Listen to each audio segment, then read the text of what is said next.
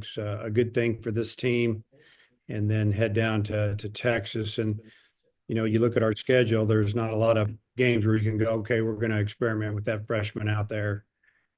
Although in some cases with freshmen, it's not an experiment. They're pretty darn good. So, yeah, I mean, kind of tiptoeing around the question, but I mentioned four guys at the top, and they'll battle for those jobs to start out. Evan, Big Trail, whoever it is. Yeah, Coach, curious on kind of your offensive side of things rather than pitching. Last year, it seemed like you were searching a lot of the season to get production from the outfield. Where do you feel that some of your transfer guys who you've brought in, like a guy like Pepe or Justin Thomas, where do you feel they are in the outfield as well as, getting Diggs back? Yeah, I really the guys that really were impressive in the fall in the outfield was Charles Davalin. I mean, he had an incredible fall, and he got big and strong in the weight room.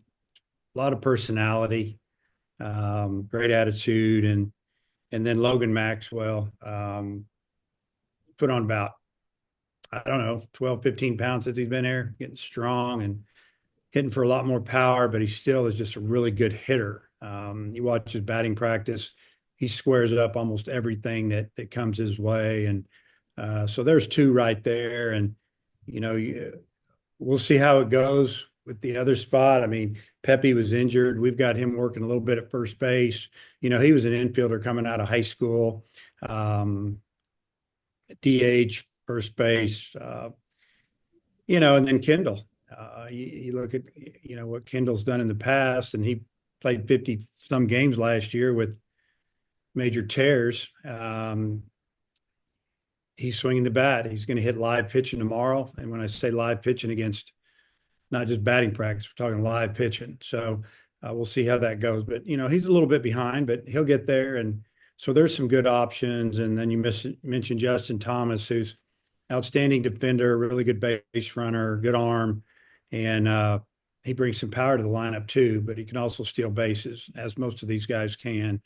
So there's going to be a battle there, and we'll be able to match up a little bit, and maybe go game to game early, and then figure out and try to get a starting lineup, hopefully by conference. Yeah, and Coach kind of mentioned Davalin a little bit, and I'm curious, maybe personality-wise, the rest of the team, and you haven't had the first practice yet, but I'm sure you've been around the guys a lot. Where do you see kind of some differences in personality this year versus some previous years? A lot different personality than last year's team. This year's team just seems really confident and a little more vocal. So far, so good. We feel like they get along real well. That's the feedback I've gotten from returners, and then the new guys just seem to really like it here and like what's going on. And I think they're excited about the schedule we've lined up, which is ridiculously tough, but it'll be fun. Last question, then I'll turn it over as well. You just mentioned the schedule right there. You kind of see with SEC basketball season how deep the league is. Baseball, no different. How do you expect, the depth of the schedule this year when you're facing, I think it's 6, 7 teams in that top 25, top 30? Yeah, we figured it out the other day. I think of our 30 conference games, 27 of those games are ranked right now. So you never know how it's going to turn out or who's going to do what down the road. But, if you look at some teams that maybe lost a lot of players that were really good last year, we don't play them this year. They're not on our schedule, some of them. And then we're playing some older teams, some really good teams. Got some tough road games, at LSU, at Florida. I mean, just to name a few. Yeah, it's, we play Washington State, so I'm going to worry about that right now and just try to get better. Thanks, Coach. Jackson. Hey, Dave. Hope you're doing good. With Gabe this offseason, other than transitioning from, reliever to starter, what's kind of been the biggest focus for him in overall improvement? Yeah, just I think he knows he's there. He's a guy. He's just confident. Stuff's always been good. Location seems to be better than ever. And the interesting thing about this staff, and you guys are asking about individual players, and I love talking about the players after they've been here a while and we've seen a lot, but trying to stay away from it a little bit because we still have a lot we have to prove. But we don't have Smith this year, and that's a once every now and then type of guy that you get to be around, that talent and what he did for our team. I mean, you take him off of our team last year, we were probably pretty average because we were a really good fielding team and we didn't hit real well and we weren't very dynamic as far as some other things, but we probably overachieved. But we don't have that guy. But what we have is we have a staff and we have a lot of good pitchers that work hard, and I think they just make each other better.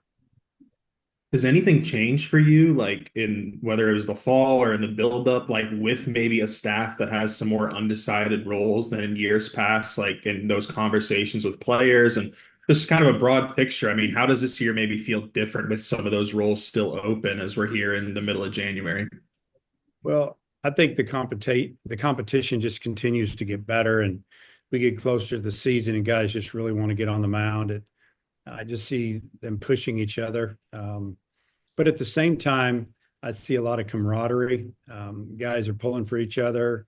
Like I said, this team's more verbal. It was fun watching their strength and conditioning workouts, especially towards the end of the semester when there was some competition, and we really started putting the position players and the pitchers together, working out, because a lot of times they're separated and it separates your team. Then you got to try to get it together when you get here in January. We tried to work on that the second half of fall, and I think it really helped us. I think it advanced us a little bit.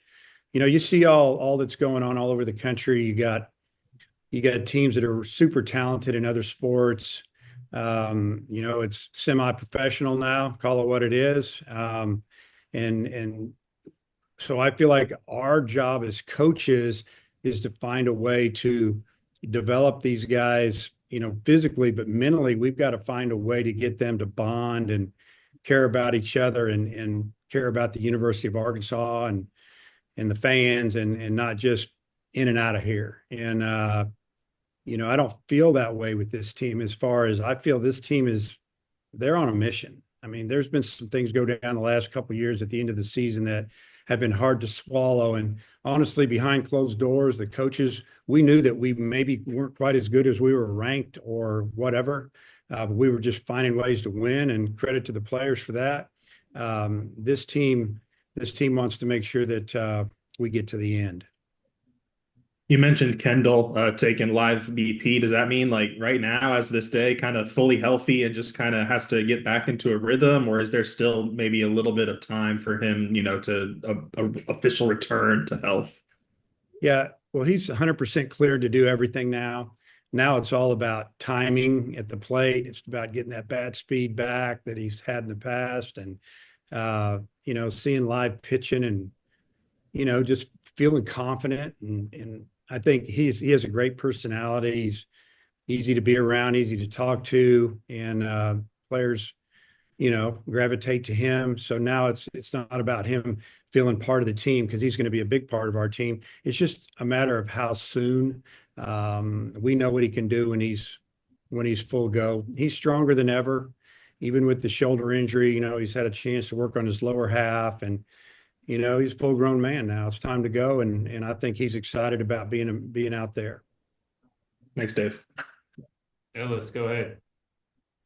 Yeah, Coach, just how encouraged are you by the progress that Helfrich and Souza in particular have made this offseason? Do you feel like they're kind of on track for what you viewed for those guys when they were coming out of high school as talented guys? I've said this for many, many years, and I've coached at Division II level, junior college level, mid-majors, Division I, and what I've seen over the years, the biggest jump that players make is between their freshman and sophomore year. And it's not always that way, but I'm just going to say the majority of them, they come in, they're talented, they're young, they feel their way through their freshman year. Then they get to the point mentally that's like, man, I want to play. I don't like not playing. I want to be a guy. And they go out, they get summer ball, and they come in the fall, and they're confident. You can really tell a difference in them physically. They start to move on from the high school senior young man into growing into a man. And they just get stronger and they're mentally better. And then now the talent starts to kick in. And I think that's what I'm seeing with those guys. I mean, Souza, he's physical. He's got all the tools. He can hit him as far as anybody. He can run as fast as anybody. He can throw with anybody. I mean, he's what you're looking for. He's the type of guy athletically. If he wasn't playing baseball, I could see him being a tight end or he's athletic enough to be a wide receiver at the Division I level. I mean, this is an athletic kid, and Helfrich is super strong. He's got power. He's a good leader, and he's an outstanding receiver. And he was the best receiver on the team last year, but he was really young, and the bat never kicked in all the way. But we DH'd him because of what we saw and what we knew. We were trying to get ready for the future as well, and those guys going out and playing summer ball really helped. In Helfrich's case, I mean, the kid was an all-star in the Cape Cod League after not playing much as a freshman. So we knew it was there. Both of those kids, we didn't know if they'd make it to college. And both of them didn't play much as freshmen. But it just goes to show if you can be patient a little bit. Now they're penciled in starters on a team that is really talented. Last year with Christian Fauci, he threw 22 innings and 20 outings. So it seems like there was like a very clear plan of how to use him, how to get the most out of him. And he had an ERA under 1. Is that kind of the basis for how you want to use some of these younger power arms like a Wiggins or like Hunter Dietz as a redshirt freshman? Did you maybe learn something with how you use Fauci and maybe to get the most out of some of these younger power arms?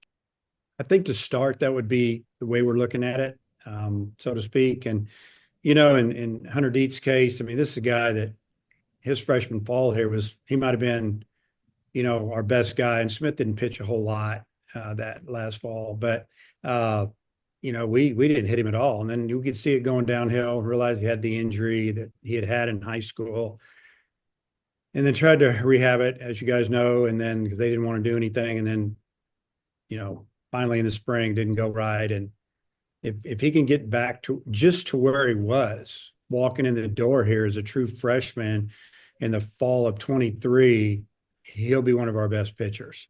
Now he's not there yet, but he's getting there. And so one inning would be great for us, leverage inning, big inning, maybe even just a little bit getting out certain type of hitters, but I don't think it really matters with him. He gets both sides of the plate out. And, a guy like Wiggins, who is a strike thrower for a big guy, unless something changes, he throws it over the plate and it's filthy. And, he just, the other things, the little things, holding runners and being quick to the plate, which he's fairly quick.